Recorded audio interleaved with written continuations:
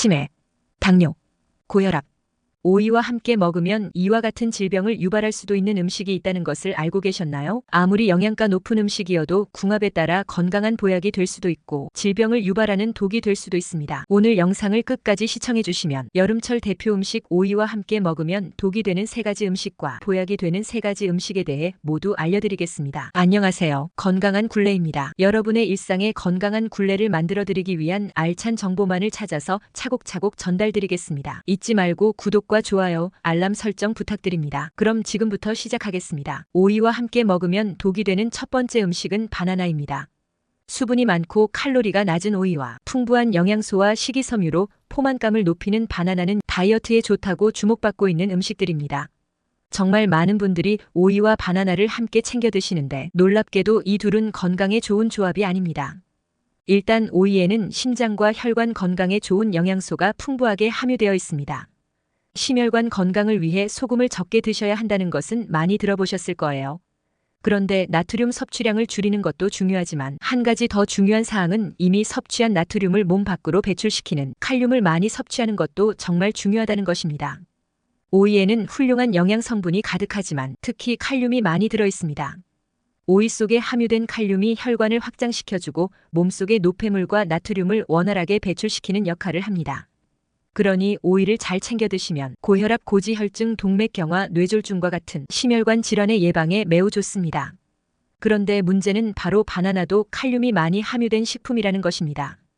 바나나는 건강에 좋지만 과다 섭취를 하게 되면 오히려 세포의 수분 균형이 깨져서 근육과 신경이 과도하게 이완될 수 있습니다. 결과적으로 근육 무력감과 마비 증세, 만성 손발 저림을 넘어서 심장 부정맥과 급성 저혈압까지 불러올 수 있습니다. 그러니 앞으로는 오이와 바나나를 함께 드시지 말고 따로 챙겨 드셔서 각각의 영양 성분을 모두 섭취하시기 바랍니다. 오이와 함께 먹으면 독이 되는 두 번째 음식은 당근입니다. 많은 분들이 수분 보충을 위해 오이와 당근을 함께 먹거나 김밥이나 비빔밥에 넣어 드시곤 하는데요. 영양학적으로 오이와 당근을 함께 먹는 것은 좋지 않습니다. 오이는 95%가 수분으로 이루어져 있어 갈증 해소에 탁월합니다. 그렇다면 나머지 5%에는 어떤 성분이 들어있을까요? 바로 비타민입니다.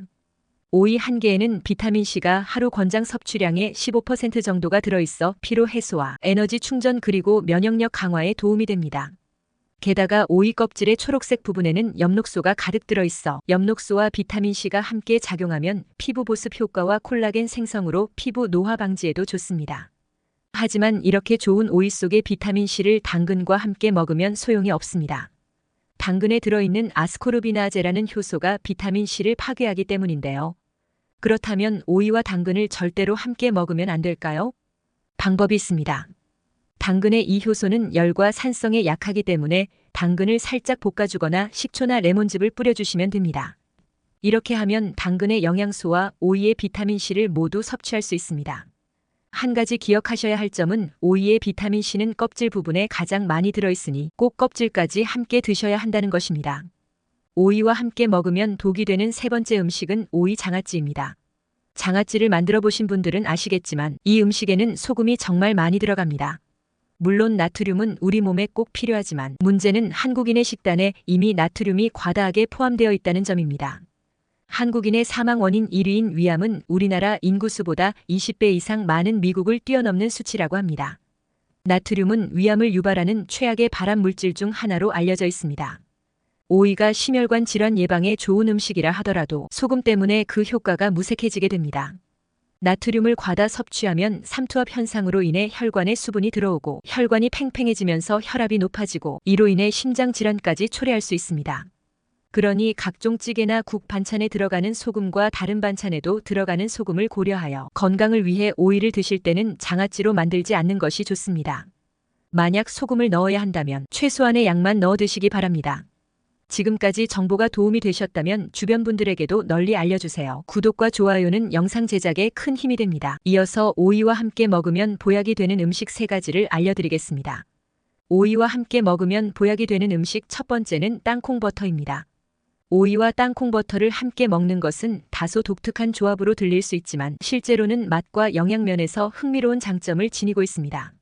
이 조합의 장점에 대해 자세히 설명드리겠습니다. 오이는 95%가 수분으로 이루어져 있어 체내 수분 보충에 매우 효과적입니다. 체내 수분 균형을 유지하고 탈수를 방지하며 피부를 촉촉하게 유지하는 데 도움이 됩니다. 또한 오이의 비타민 K는 혈액 응고와 뼈 건강에 중요한 역할을 하며 뼈 밀도를 높이고 상처 치유를 촉진하며 출혈을 방지합니다. 땅콩버터는 단백질이 풍부하여 근육 생성과 유지에 도움을 줍니다. 땅콩버터에는 불포화 지방산이 많이 들어있어 심혈관 건강에 좋습니다. 또한 콜레스테롤 수치를 조절하고 심장병 예방에 기여합니다. 오이의 상큼한 맛과 높은 수분 함량은 땅콩버터의 농후한 맛과 질감을 보완해줍니다. 오이의 비타민 K와 땅콩버터의 단백질, 비타민 E가 조화를 이루어 다양한 영양소를 균형 있게 섭취할 수 있습니다. 땅콩버터는 고단백 식품으로 오이와 함께 먹으면 포만감을 오래 유지할 수 있습니다. 다이어트 중 간식으로 좋으며 과식을 방지하는 데 도움이 됩니다. 오이와 함께 먹으면 보약이 되는 음식 두 번째는 사과입니다. 오이와 사과를 함께 먹는 것은 맛과 영양 면에서 여러 가지 장점을 지니고 있습니다. 이 두 가지 식품의 영양 성분과 효능을 살펴보겠습니다. 오이는 칼로리가 낮아 다이어트 식품으로 적합합니다. 포만감을 주면서도 칼로리 섭취를 최소화할 수 있습니다. 사과에는 식이섬유가 풍부하여 소화를 돕고 변비를 예방하며 장 건강을 개선하고 콜레스테롤 수치를 낮추는 데 도움이 됩니다.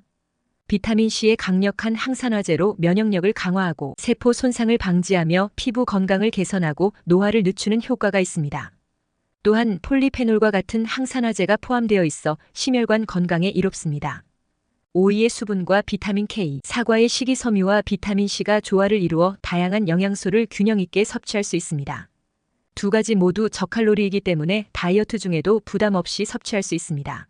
사과의 식이섬유와 오이의 수분이 소화를 돕고 변비를 예방합니다.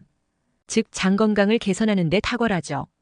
오이의 상큼함과 사과의 달콤함이 어우러져 맛있는 간식으로 즐길 수 있습니다. 이처럼 오이와 사과를 함께 먹으면 영양소를 균형 있게 섭취할 수 있으며 간편하고 맛있는 건강 간식으로 활용할 수 있습니다. 오이와 함께 먹으면 보약이 되는 음식 세 번째는 토마토입니다. 토마토의 리코펜과 비타민C는 강력한 항산화 작용을 통해 세포 손상을 방지하고 만성 질환 예방에 도움을 줍니다. 오이의 수분과 비타민 K는 신체의 해독 과정을 도와주며 체내 독소를 배출하는 데 기여합니다. 이 두 가지가 결합하면 전반적인 항산화 효과가 증대됩니다. 오이의 풍부한 수분은 체내 수분 균형을 유지시켜주고 신체 기능을 최적화합니다. 토마토의 다양한 비타민과 미네랄은 영양 균형을 맞추는 데 도움을 줍니다. 특히 비타민C는 오이의 철분 흡수를 돕고 비타민 K는 뼈 건강에 기여합니다. 또한 오이의 칼륨과 토마토의 리코펜은 심혈관 건강을 지키는 데 중요한 역할을 합니다. 칼륨은 혈압을 조절하고 리코펜은 혈관을 보호하여 심혈관 질환의 위험을 줄여줍니다. 이처럼 오이와 토마토를 함께 먹으면 다양한 영양소를 균형 있게 섭취할 수 있으며 간편하고 맛있는 건강 식단으로 활용할 수 있습니다. 오이는 수분 함량이 높고 칼로리가 낮아 언제 먹어도 좋은 건강한 음식입니다. 하지만 특정 시간에 먹으면 더 좋은 효과를 볼 수 있습니다. 그럼 오이를 언제 먹으면 좋을까요? 첫 번째, 아침 수분 보충으로 오이를 먹어주세요. 오이는 95%가 수분으로 이루어져 있어 아침에 먹으면 밤새 잃어버린 수분을 보충하는 데 도움이 됩니다. 또한 오이의 섬유질은 소화를 돕고 변비를 예방하는 데 효과적입니다. 두 번째, 점심 가벼운 식사로 오이를 먹어주세요. 오이는 칼로리가 낮고 포만감을 주어 다이어트를 하는 사람들에게 점심 샐러드나 간식으로 좋습니다. 비타민 K, 비타민 C 등 다양한 영양소를 포함하고 있어 점심 식사와 함께 섭취하면 영양 보충에 도움이 됩니다. 세 번째, 운동 후 오이를 먹어주세요. 운동 후 수분을 빠르게 보충해야 할 때 오이는 좋은 선택입니다. 오이에는 칼륨과 마그네슘 같은 전해질도 포함되어 있어 운동 후 회복에 도움을 줍니다. 오이는 일반적으로 공복 혈당을 조절하는 데 도움이 되는 음식 중 하나로 알려져 있습니다. 이는 오이가 저칼로리이면서도 수분과 섬유질이 풍부하여 혈당 수치를 안정적으로 유지하는 데 기여할 수 있기 때문입니다. 하지만 빈속에 먹는 것이 모든 사람에게 다 좋은 것은 아닙니다. 위장이 민감한 일부 사람들은 빈속에 오이를 먹을 때 위장의 부담을 느낄 수 있습니다. 이는 오이의 높은 수분 함량과 섬유질이 위장을 자극할 수 있기 때문입니다. 위장이 민감한 사람들은 식사 후에 오이를 섭취하는 것이 더 나을 수 있습니다. 본인의 몸 상태를 고려하여 오이를 섭취하는 것이 가장 중요합니다. 이처럼 개인의 건강과 상황에 따라 오이를 다양한 시간대에 적절하게 섭취하여 건강을 유지하시길 바랍니다. 오늘은 오이와 함께 먹으면 독이 되거나 보약이 되는 음식과 오이를 먹기 좋은 시간대에 대해 알아보았습니다.